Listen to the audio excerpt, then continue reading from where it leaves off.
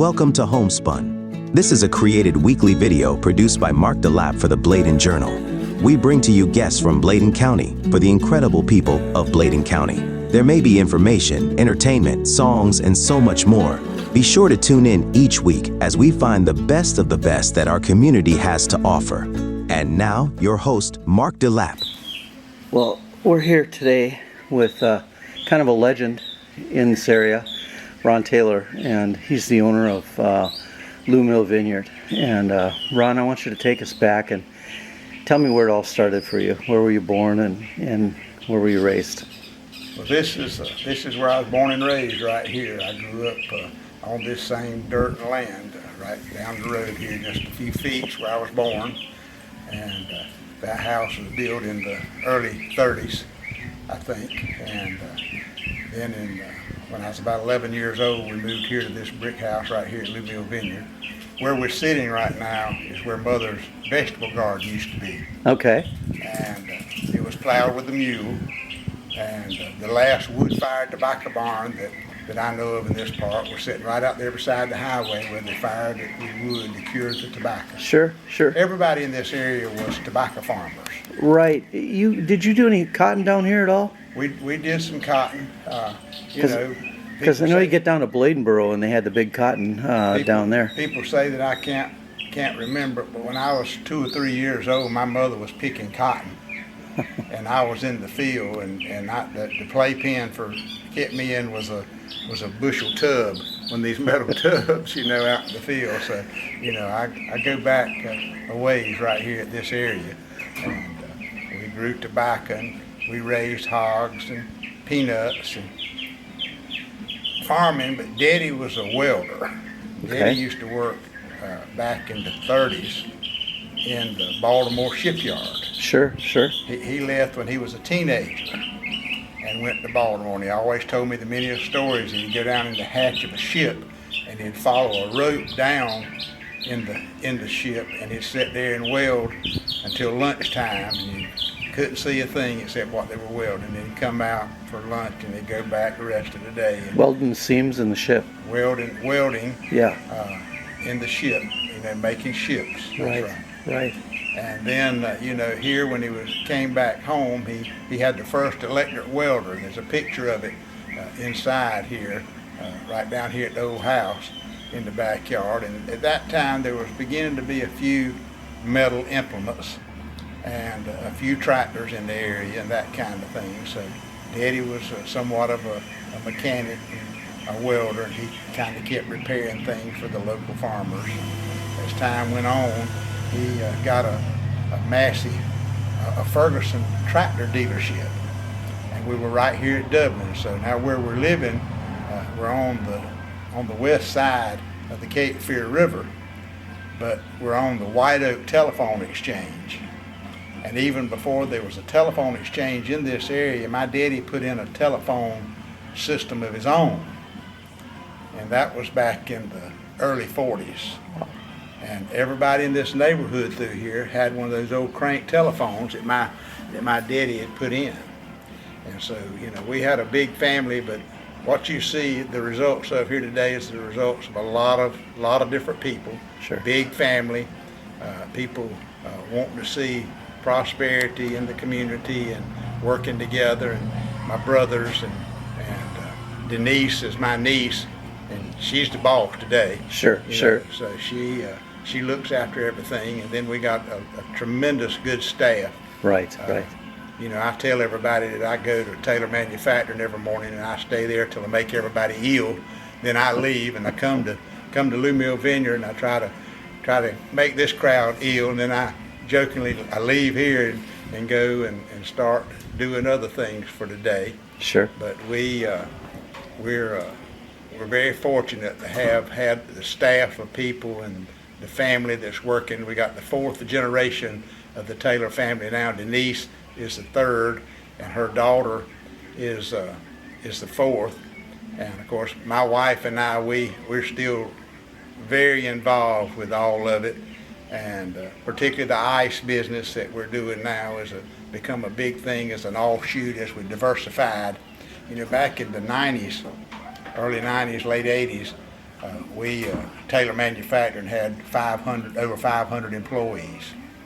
And with the demise of the federal tobacco program in the mid 90s or so there, it like stopped tobacco production. The health issues, are concerned.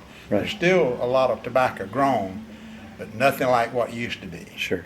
So there was a period of time right there in the early 90s that Taylor Manufacturing that before Smithfield got going, we were probably one of the largest employers in the county.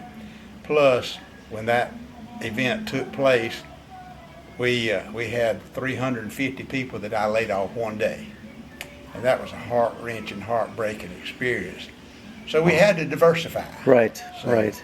We still had a big staff, and we're building that Taylor water stove, the outside wood-fired furnace that was sold all over America. Right.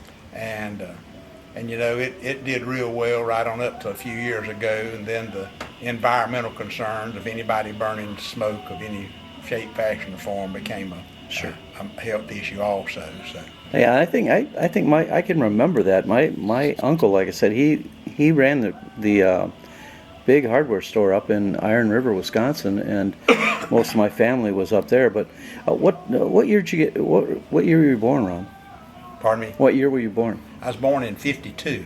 52. So Okay. I'm 73 years old now, and a lot of water's been under the bridge, and living here in this area and growing up in a fine community. I really like the people that we've always dealt with, and have so many friends and employees, and Elizabethtown, Dublin area has been home, and all over the whole county we dealt with people. In the tractor business, we were selling tractors and implements to everybody. So your customers were your friends, and still today with Divine Foods, which is an offshoot of Mil Vineyard here, a lot of those folks were our customers from the past for cotton or in tobacco. Right. And so they had to reinvent themselves. They had to diversify. So now they're growing fruits and vegetables and that kind of thing. And so, that period of diversification, we got into the ice business, and we got into Mil Vineyard. There was this surge of interest in growing muscadine grapes. And there was no equipment manufacturer in the east here. Anyway, most of the equipment today is made in across the pond somewhere in Italy or somewhere. But so we made my brother Oren, he was the brain of the crowd. He was the mechanic. He and Dad were the ones that could take a welding rod and a few wrenches and make about anything in the world. But Oren was particularly talented at doing anything you wanted. If you He'd make it. You tell Oren about it, he could get right down here on this cement floor with a piece of chalk, and y'all could dry it out. And in a few days, he'd have it built for you. That's like my grandfather. He worked for A.O. Smith for many years as a tool and die maker, and he was the go-to guy there in Milwaukee. And they made everything from silos to I can remember him one time taking an old 5-gallon metal can and made what was called a cedar heater for us when we were out in the outdoors. That was eventually patented, but that was his initial idea, and he'd put sterno in a little compartment on the inside, and so it kept you warm when you were sitting there waiting for your deer to come along. So yeah, it was we grew up in a different era, Ron. Well, that's the same way. My mother in the old house down there, we had just the old kerosene heater in the house, and Mother would put brick bats on it and let them get warm. And she worked out here at the peanut plant at Dublin. Daddy was instrumental in getting the peanut, since we know them today, started here in this community with the first commercial peanut dryer and all the associated equipment would go in with it. Daddy was part of building that, and he worked with Houston Brisson and then Dixon Brisson, which is Dixon's the mayor's father, Sylvia's dad. And they're all related. You better watch what you say in this community because everybody here is kin. Yeah. And proud of it. Yeah, we got absolutely. a good big family, and all of them have done well over the years and worked hard-working people. So we've continued to make that grow. When they first started the Big Five Trading Company back in the 40s at Dublin out here, it was the King family, the Carroll family. Ballard Carroll was Carroll's Trucking was my mother's brother, and then there was Gaston King had the hardware store, and Wilford King had the SO distributorship, and I think Houston and Dixon started the peanut business. So as it evolved and grew, then the Brissons took the peanuts and went one way, and the hardware store went with Gaston King, and Ballard Carroll took the two old trucks they had and started Carroll's Transfer. Sure. And Daddy took the implements and moved right there past where the Dollar General's at in Dublin now. He had a piece of property and started selling the Ferguson tractors. Sure. And then they worked 5.5 days back in that day. So your dad owned the implement store down here in Dublin. Oh yeah, oh yeah. Yeah, we were a Ferguson tractor dealer. Sure. Until '58, and then Massey Harris and Ferguson merged, and Potter Motor Company in Elizabethtown, which is right there where Kentucky Fried Chicken's at now. Mr. Potter had the Massey Harris dealership, and Daddy had the Ferguson dealership. So when they merged to Massey Ferguson gave the franchise to Daddy if he would move to the county seat. And so right where my office is at now, across from the primary school there, is where we moved to. And I bought that building, that property from Mr. Gooden, the Gooden family Sure. here in the community. And it was a grocery store and a gas station and a repair garage for automobiles and that kind of thing. The old pit that you used to drive over to have your oil changed is still in the floor. That I just covered it up, so it's still down there.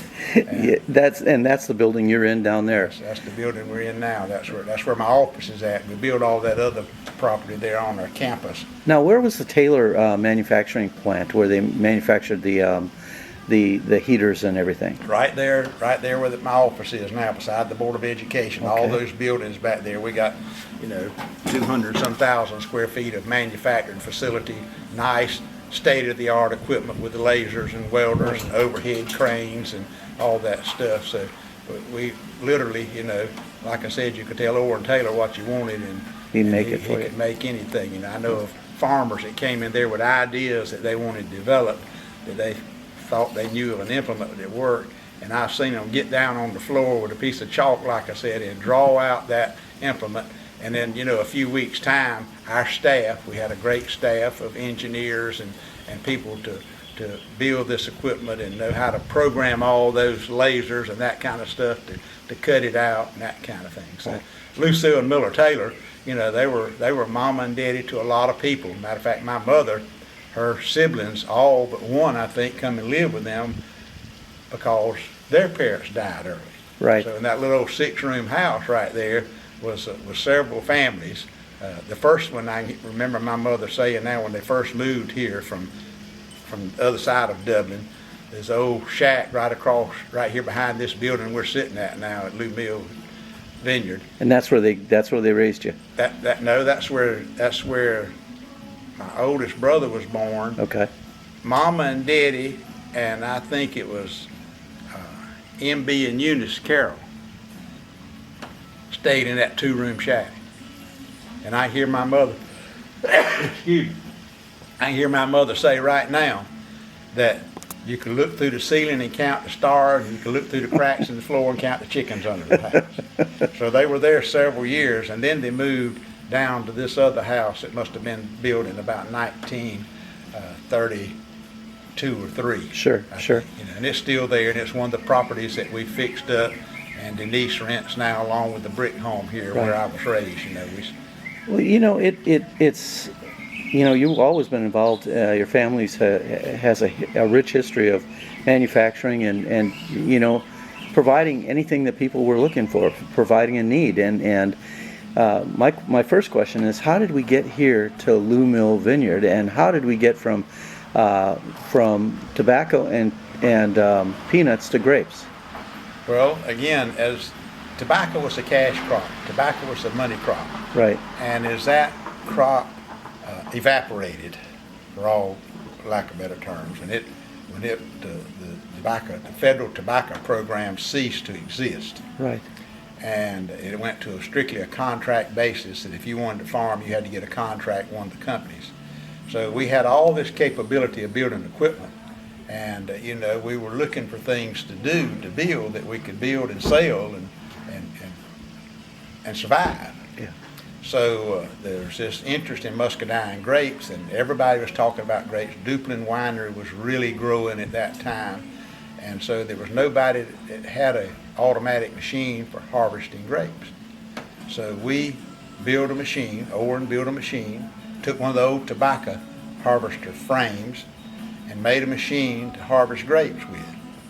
Probably 40 years before then, he and Dad had built a machine to pick blueberries with. That was when the blueberries were coming into Bladen County. Right, so right. We were in the equipment business, and any interest in a piece of equipment, you know, folks would always talk to Orr & Taylor and Miller Taylor and try to get something going to satisfy, to scratch their itch that they Sure, had. sure. And so that's how the grape business started. And so, again, my dad had always experimented with everything he done. So we had farmers. I know the Harrelson family right at the top of the hill out of Elizabethtown there. Mr. George Harrelson, when Daddy had a machine that he wanted to try to see if it would work in the tobacco field, Right. Mr. George said, go ahead, go to it. And we'd go out there, we may tear up a half-acre of tobacco. And he never charged a penny or anything. He was glad to see somebody working on developing machinery that would harvest tobacco. So we got a tobacco harvester made, and then we had right here on this farm was our research farm. And you know, we're strict Baptist people here. My mother, when the church doors open, her and Daddy was one of the 11 couples that built the Baptist church in Dublin here. But First Baptist? Yes. Okay. But when Daddy thought he needed to be in the field experimenting with tobacco, I can hear my mother hollering now. And my daddy out there on his hands and knees with a stick and turning, trying to make something crop tobacco. I can hear Lucille saying, Miller, you better get out of that field and go to church. You're going to lose everything you got working on Sunday. And so that's the environment that we grew up in. Sure, so, sure. You know, then we had grapes, so I had to do something with some grapes. So I got hooked up again with Duplin Winery to grow some grapes for them. And I was very instrumental in getting the agritourism industry in North Carolina started. I promoted that with the legislature and our friends in the legislature and that kind of thing, to get agritourism and to get wine available that could be sold here in a dry county in a farm winery. Now, I have to ask you a question here. What did your mom think about growing grapes to make some wine here? Well, Mother was deceased at that time. Okay. But if she saw how beautiful it is, that's one reason I try to keep the place so pretty. Right. Because I feel like Lucille would be proud to see all the beauty that we got here, Right. you know. Yeah, and it is beautiful. And like I said, you know what, running the 5K just opened my eyes to a lot of the back things here. The running on the grapevines was a little bit rough, but it was beautiful. And between that and your light show that you do every December, I mean, every time we'd get a new family member come in, we'd say, we have to take you over to Lumil and see the light show.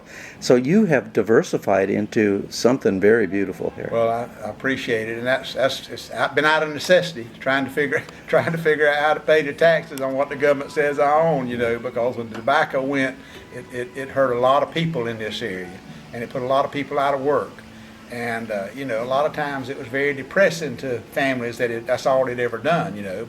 But I was trying to see an opportunity somewhere where we could still keep some of our employees busy, keep our equipment busy, and hopefully make a profit at the same time, you know. So we planted grapes, and we started out in the old barn back there before we built this building, you know. So we just had an old shed out there and just walled in a little place.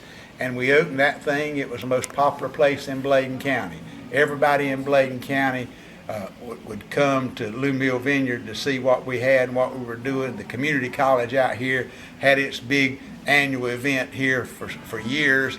And you know, I can remember the first one we had. The mud was so bad you couldn't hardly get in and out of the building back there.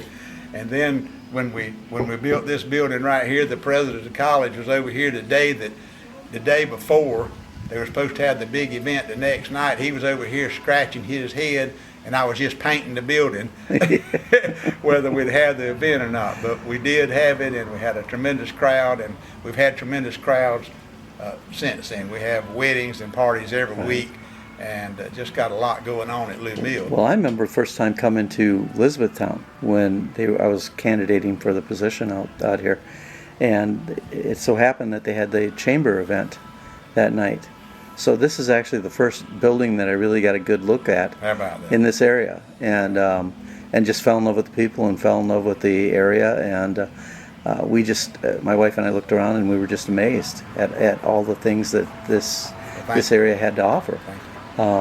So what you're saying is this, is all you have to do is get an idea. From that point, and you learned this from your Uncle Orrin? My brother. Your brother. Orrin was my brother. Orrin was your brother. Yeah. See, I had an Uncle Orrin. Okay. And so your brother Orrin said, That's Denise's dad. yeah, see, I could, he probably looked around and said, I could build that. Oh yeah. So all you guys had to do is come up with an whether idea. he could build it or not. If I'd get an idea, I knew he could build it, and that gave me the confidence then to go out and sell it. So he was Sure. always done the hard work in developing these ideas that anybody might have. And so my philosophy's always been unseen, untold, unsold. You got to show it and tell it and sell it. Well, that's So good. that's the reason I started going to all these shows all over the country. We were at the state fair, I think, for 40 years with our equipment, our cotton and tobacco equipment and all, selling equipment, wood stoves and that kind of thing. Then we went to these other states, Wisconsin being Sure. one of them, Minnesota, where they had those big farm progress days. Right, right. We would go to these shows and sell equipment everywhere, you know. And a lot of times after I sold it, I'd take an old truck and drive and deliver it to them myself too. So that's in the stage the business was growing, you know. But Well, the Lou you know, Mills- we had the farm in mid-Wisconsin in a rural area, so I can remember my grandfather taking me to those shows. Yeah. At that point. So was everything under Taylor Manufacturing at that point? Yep, Taylor Manufacturing at that point. Okay. And when did the actual stoves and everything, when did the manufacturing actually quit for Taylor? We've been about 8 years ago now. Okay. It just kind of phased out. Sales have dropped off. We were putting more emphasis on the ice business, growing the ice business in our diversification mode. Sure. You know, I took these bulk tobacco barns and made an ice vending machine out of them. So we had, like, there's one sitting in the parking lot at Taylor Manufacturing there. We had them at White Lake, and still got them at Clinton and Roseboro and St. Paul's and Lumberton and places, you know. So those are your ice Yeah. facilities? Yeah. Huh. So again, that was part of the diversification in this tobacco demise situation, you know, trying to figure out something to build and something to make. Right. And we had a customer down in Florida, down in Georgia that I'd sold numerous pieces of equipment to for cotton module builders and cotton buggies. And he had at the farmer's market there in Moultrie, Georgia, he had an old ice machine and a vending belt that he was setting a paper bag on and vending it. So I came back and took a tobacco barn. Instead of putting a heating unit in it, put a refrigeration unit in it, and started building those things. And they really did good. We sold a lot of ice. Sure, sure. And still do. And plus since then in our diversification, we've probably got 250 customers, that convenience stores and that type of folks that we got ice boxes sitting at their store and Right, that kind of right. thing, you know. So, Now, let me ask you a little bit too, Ron. You know, your mother was long gone when a lot of the vineyard became popular. Oh, yeah. And why here? Was the soil conducive to muscadine grapes here?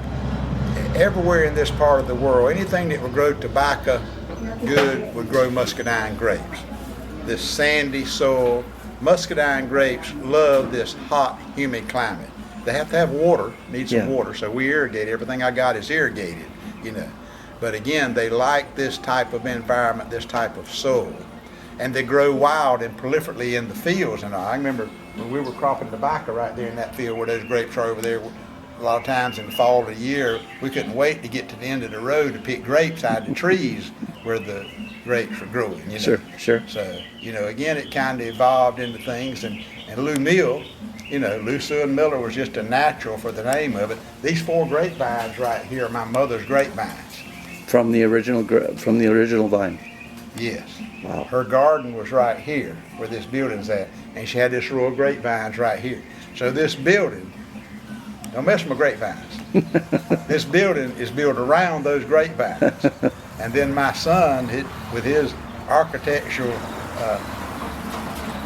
desire and architectural talents, he's the one that kind of laid out this building here to be around these vines and to have the gift shop on the back overlooking the lakes and that kind of thing. And when did the building go up?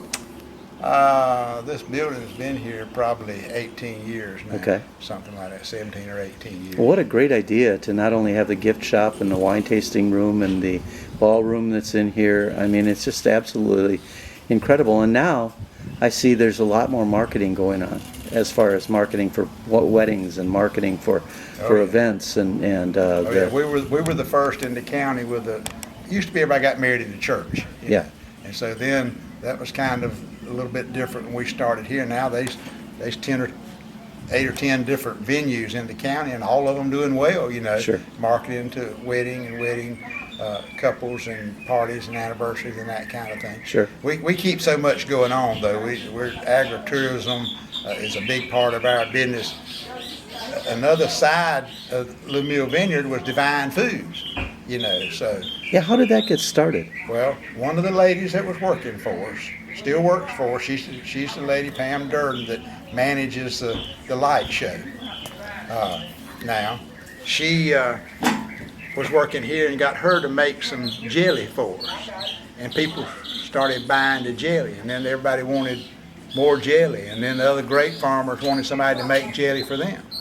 So I found this guy that was manager of a plant in Georgia, and I hired him and brought him up here to start Divine Foods. We had nothing but an idea. And what year was this? That must have been 15 years ago or so. Okay. And so when he'd come up here to look us over and check us out, like you said you did when you came here. Right. He pulled up right out here and he saw all those grapevines out there, and his wife got out of the car and said, divine. And I thought she was referring to the little guy on television, said the plane. Well, how cool is that? That stuck. That divine stuck, and that's where Divine Foods was started. Well, it's twofold. It's divine, which is a biblical term, and then perfect for my mother. Yeah, and then the vine that you're growing out here, the fruit of the heart of everything that all the way back to the Old Testament that they grew that and they made their own wine and things like that. And what's really promoted the growth of muscadine grapes have been the health benefits. Yeah. There's been all kinds of studies, and there's more and more all the time espousing the virtues of the muscadine grape for its nutraceuticals and antioxidants and that kind of thing. There's all kinds of studies out there. So we have muscadine grape seed pills that we sell. We have literally had doctors send their customers up here with a prescription for them to buy muscadine grape juice and tell them to drink it. They're not saying wine. We have 100% muscadine grape juice. And it, by the way, we call it alcohol-free wine, Lucille's Choice. Sure. After my mother, because she didn't drink. Well, that's my wife and I live by your muscadine juice. Every time we get a little bit older, we have more sound effects every time we get out of bed in the morning. And I'll tell you what, that stuff has been a lifesaver. And we thought sometimes, well, maybe it's the climate we're in, and we thought, well, no, we've been drinking that Lumil grape juice, and that might have been the thing that did the trick. It'll help. Everybody says, I got people that swear by it. So, sure. Again, just go back to the making of everything, just like I was talking about this gentleman and all moving. You see, I don't do anything. Our staff does a lot. We've got good people. I've got Allie Hood that's managing of Divine Foods. Got Vern Kemp that's the plant manager at Taylor Manufacturing now, and all the staff in these different businesses that we have our sales staff, promoting different parts of the business. I could just go down the list, Sure. name of people that are great individuals that I and we depend on to keep the ball rolling, and they're doing a great job. Well, I personally worked with both Denise and Kayla, and you've got some real heavy hitters there. Oh, with us. And they're not just visiting; they're spending money and enjoying the products you're getting. Right. And they come back. Well, coming from Florida and working in Chicago and Los Angeles, you couldn't touch half of the stuff here for the price that you guys are charging here. And I know that everything is changed according to the economy of the region. But what a great deal here as far as buying things and the wine and the alcohol. And my wife and I will look at a bill after we're done eating, and we'll look after a couple glasses of wine. Chicago, Florida, that's $220, for that. Here we almost had a heart attack in a good way when we looked at some of the prices here. It's the optimal place. But again, that and we had the accommodations. People rent our facility to have an event. We got cabins here that are about, we got 12 cabins and the 2 houses that we rent, and it's really accommodating for a young couple that wants to get married and have guests from out of town come in to stay. But we have guests in our cabins every night. Every weekend they're full. Sure. If you're gonna get a weekend cabin, you better book it in advance. Right. We'll have 1 or 2 or 5 or 6 every night during the week. And we, the people that work in the community or these factories that bring people in to work at their factories, they promote us and they send their employees to us, and government officials coming through the area for whatever reason, they come and stay in a cabin. I know Denise ships me off an email every once in a while. She says we got a cabin open this weekend, and of course we get it posted up right away on Facebook, and hopefully we keep them filled and we keep the place running. And I appreciate it. How long are you going to be staying in this business? Well, I hope I can keep going till I'm about 85. There you go. I might sit down and let the rest of them take more. Of course, like I said, that the staff runs it now. Sure. If I got an idea, they check with me regularly every day and maybe several times a day. Right.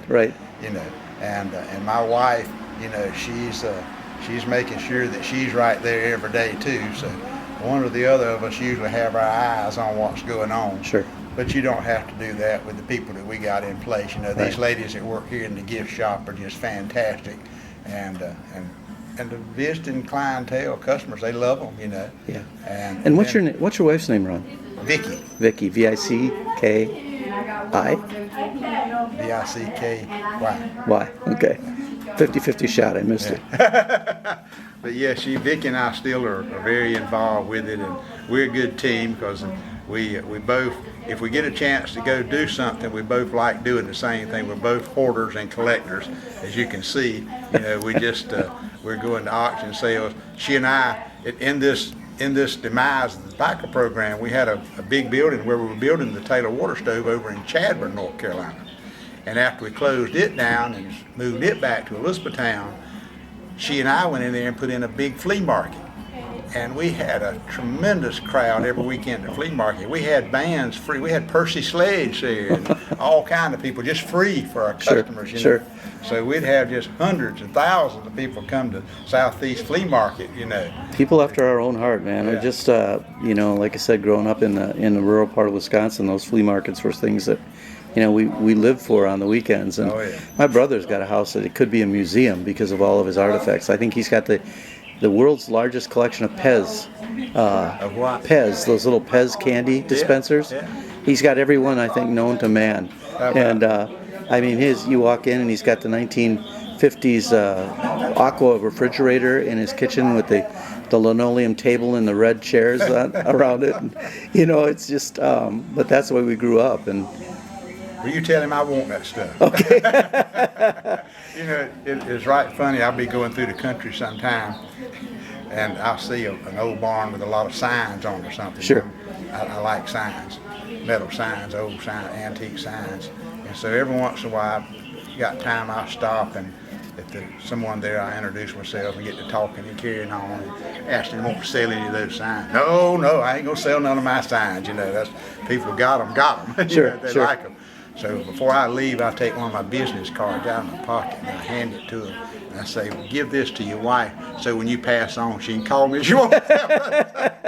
I had one guy get mad at me one day, but I've done that several times. I say, yeah, give this to your wife. Yeah, I remember the old theater, the outdoor theater closed in our town, and the big starlight neon sign was being torn down. My brother took that and put it in his basement. Now he's got hooked up little speakers. So you're sitting like in the Starlight Theater in his little basement. At this garage right here at Dublin, I was talking about where Daddy's, after he moved out of the yard out there to Dublin, and of course they had a big 5 trading company intermittently there, but they worked until Saturday. The mechanics and people worked there at the tractor place in Dublin until lunch on Saturday, and then they cleaned the floor, cleaned the shop out, and showed movies in there. Oh. So it was a movie theater, And then, 3 or 4 years after that, moved down here to going out of this town on the left there where that peanut drying in equipment and old equipment is. And Daddy put in a drive-in theater. So we had a drive-in theater here in the community. That's awesome. That's awesome. And so, and right there at that shop we were a Exxon gas station. Okay. And my first experience with ice, we had a little block building out there that crosses had the ice plant at Elizabethtown, down there behind. I don't know if you ever heard of it or not. Right. But anyway, they had a truck that go around and deliver these big 300-pound blocks of ice.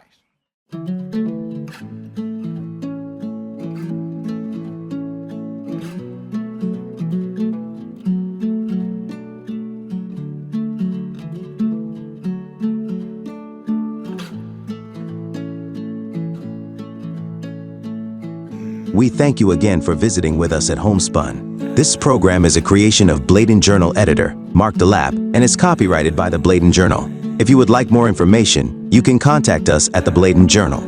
Have a blessed day.